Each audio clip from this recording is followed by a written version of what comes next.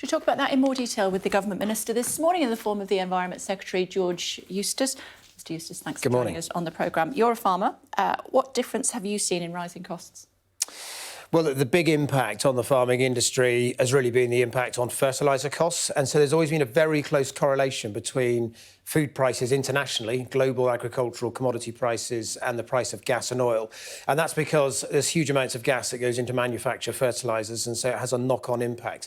So farmers have actually seen the cost of their fertilisers treble, in some cases quadruple. That's a really big increase in their costs. It's also led to increased feed costs, and that's starting to come through the system now as some retail price inflation.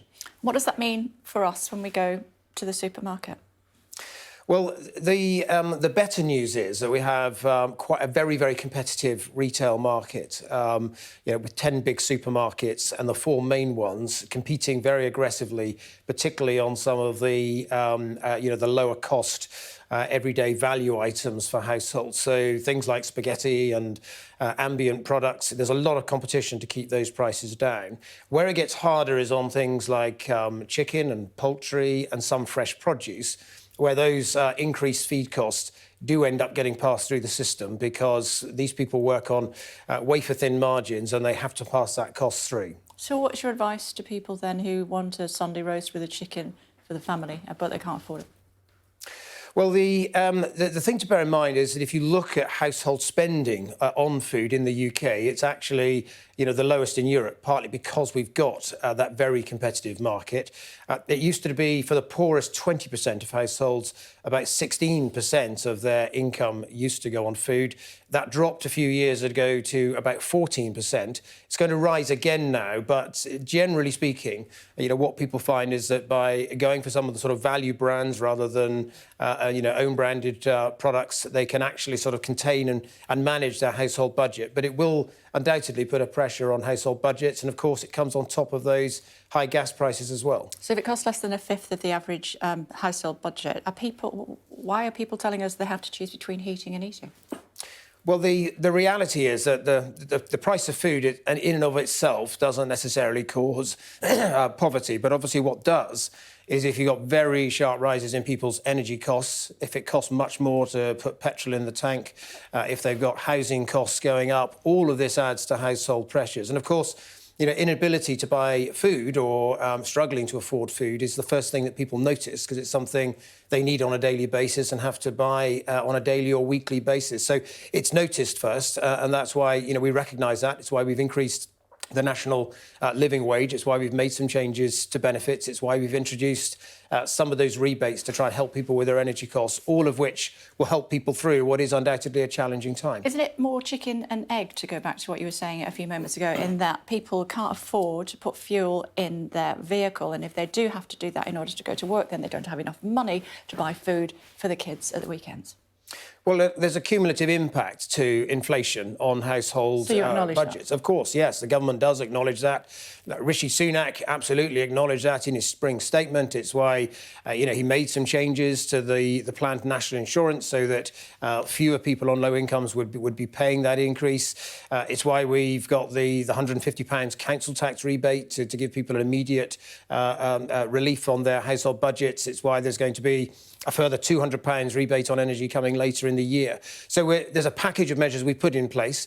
None of it completely mitigates the impact, but all of it's designed to try and help people through a challenging period. And it's also why a 77-year-old woman, pensioner, has to ride a bus all day to keep warm because she can't afford to heat the house. Well, look, in addition to all the other things that we're doing, we've also got, we've increased the funding in the household support fund that's given to local authorities. We put an extra... Her, is it, obviously? Well, we put why is she riding on a bus? Exactly. Well, How would you feel if it was your mother? Well, in that particular case, and I really would advise the woman in question to seek support from her local authority. They've been given now these household support funds specifically to help those who fall between the cracks. So we've increased the national living wage, which helps people that are working. We've changed some of the taper rate on universal credit to help people who are on benefits. But how would you feel if it was your mother who was riding around on a bus all day because she couldn't afford to stay warm at home? Well, if it were my mother, then I would support her and go to the local authority and try to get access to that household support. It's her family's fault. Well, no, but what I'm saying is, if you're asking me what my advice to her is, and my advice to her would be to go to the local authority and try to get some support from that household support fund. It's what it's there for. We doubled the fund to £1 billion. It's there to support exactly cases like Elsa's. When the Prime Minister was asked about this yesterday, he said, oh, yeah, well, I introduced a freedom pass so she won't have to pay for her travel on the bus. He actually didn't introduce a freedom pass. Why would he say that? Well, look, the Prime Minister gave his interview. I'm not aware precisely what he said. He said that he introduced the freedom pass on the buses and he didn't. Why would he say it? Well, I don't know. He'll know better than any of us what he might have done when he was London Mayor and some of the measures that he did. He does tend to misspeak a lot, doesn't he? Well, I think the point here, if you're coming back to the original question you had, what would my advice be to Elsa? Well, my advice would be, not to stay on a bus all day to try and stay warm. My advice would be to seek some support, from the local authority, and they've got a fund specifically to help cases like that. Here's a thought: why don't the government look at a windfall tax, and then they will have an extra, several billion, 2 billion or thereabouts, in fact, even more than that, to play with? Well, if you're talking about on oil companies, they already pay a higher rate of corporation tax than other companies, around 10% higher corporation tax. If you look at BP, they published good results yesterday, but they will pay around £1 billion in tax on their North Sea oil revenues. Well, they've also announced 18 billion of investment. And what we do need to see from these companies, given that we still have North Sea oil, we need to see them investing in that so that They said they'll continue to do that. In fact, the chief exec, Bernard Looney, said he would continue to do that even if there was a windfall tax. Well, all I would say is we've already got a higher rate of tax for those companies in North Sea oil. Are you saying they pay enough tax? Well, it's a corporation tax. It's already 10% higher. We judge that that's the right thing at the moment. We don't want to deter investment in the North Sea. They're a big employer. BP, for instance, already contributes... They're saying it wouldn't deter them, but they would continue to invest even if there was a windfall tax. George Osborne did it, so why will you not do it? Do you feel they pay enough tax? Is that what you're saying? I'm sure that Rishi Sunak will look at these things and keep all of these things under review. And he was asked about that this week, and he said that's exactly what he will do. But for now, we judge. Yes, it's right that these oil companies pay more, and they already do pay more. The headline rate of income tax or corporation tax is already 10% higher. Overall, with all the other levies and taxes are in place, they pay double the tax that most companies would pay.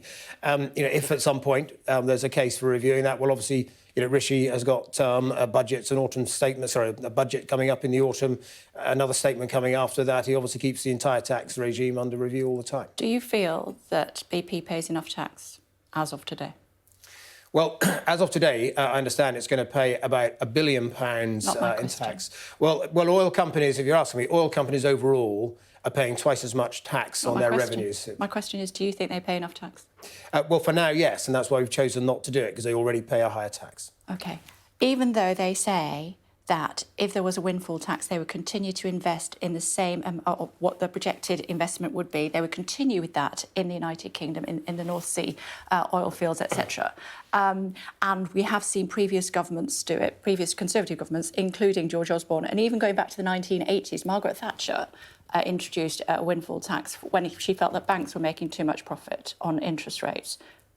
It seems like a slam dunk. Well, all I'd say, I'll come back to what I said. They pay higher tax already, a higher headline rate of corporation tax. BP will pay £1 billion in tax on those North Sea revenues. You say that they would like to be taxed more. I didn't say that. Of course, I didn't say that. Well, they would be willing to pay more tax, and it wouldn't affect their investment decisions. But Rishi Sunak, when he makes these decisions, has got to be thinking about the sector as a whole.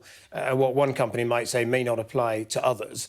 And what we do need is to see these companies investing in the North Sea so that we don't become dependent on other countries for our oil and gas. It's important we've got that.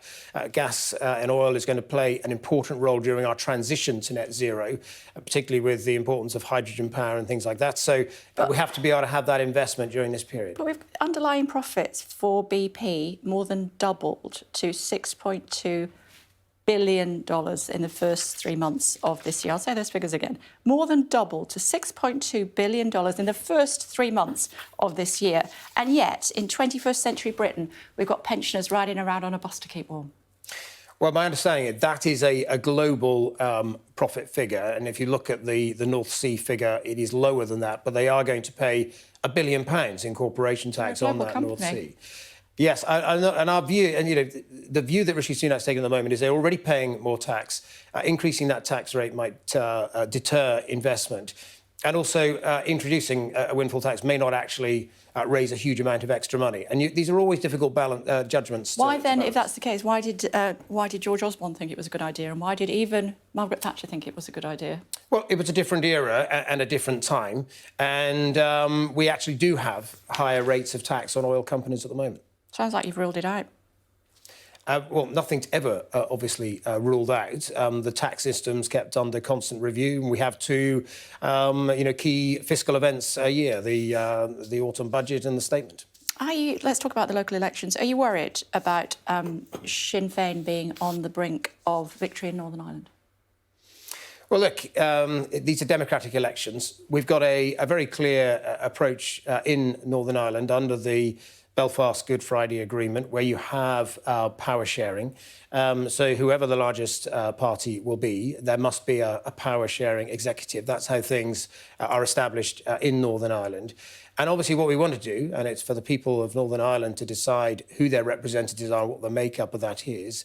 But it's very important that whatever's decided respects both communities. That's always been the case. It's an absolutely critical component of the Good Friday Agreement.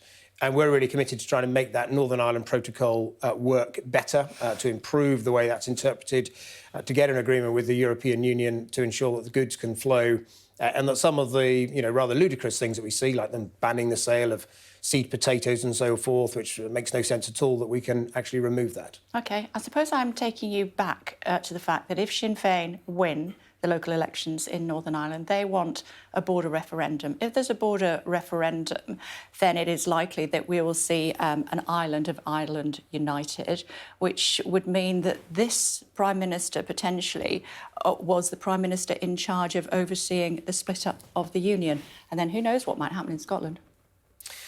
Well, look, let's take one thing at a time. I think from the reports that I've seen in all that, and you can't tell, let's wait and see, first of all, what happens on Thursday. But I think it's also the case that quite a lot of people are trying to... But you acknowledge that's a possibility. Well, it's a possibility, obviously, that Sinn Féin will be... It's a democratic election. And then we will see a border referendum. And then you don't know what would happen well, they want a border referendum, don't they? So you'd be heading down that direction. A lot of the people, if we saw a border referendum, what might happen, do you think? Well, a lot of the people, I think, in the Northern Ireland election this time, are not, voting for once through the prism of either, being nationalist or unionist. I understand that, but what would this government think about a border referendum? Well, look, we will deal with whatever we're faced with after we have the results on Thursday. So what is the government position on the reunification of Ireland? Well, Northern Ireland is part of the United Kingdom. We're committed to make... But if democratically they choose to be part of, after a border referendum, they then decide to be part of a united Ireland, then what's the position? Because you said it would be a democratic election. Well, of course, you believe in democratic elections. But whether or not... So it's not such far-fetched from what I'm suggesting. Whether or not to have a referendum is always a matter for the UK government, always has been, for instance, so you would stop it? Of Scotland. We haven't got into that. We will wait and see what happens when we have that election on Thursday. As I said, many people in many communities in Northern Ireland are not So it's voting. Democratic till it's not? They're not voting this way necessarily on the basis of whether people are nationalist or whether they're unionists. Sometimes they're voting for a local candidate. You can't read too much into that election result based on the parties that are there. And whichever party comes out as the largest party, the power-sharing executive will carry on as it has done previously. Fascinating debate. Unfortunately, we're out of time, so I'm going to have to let you go. I'm actually going to Ireland on Friday to chat on the Late Late Show, and I know they'll ask me about this, which is why I was pressing you this morning. Thank you very much indeed.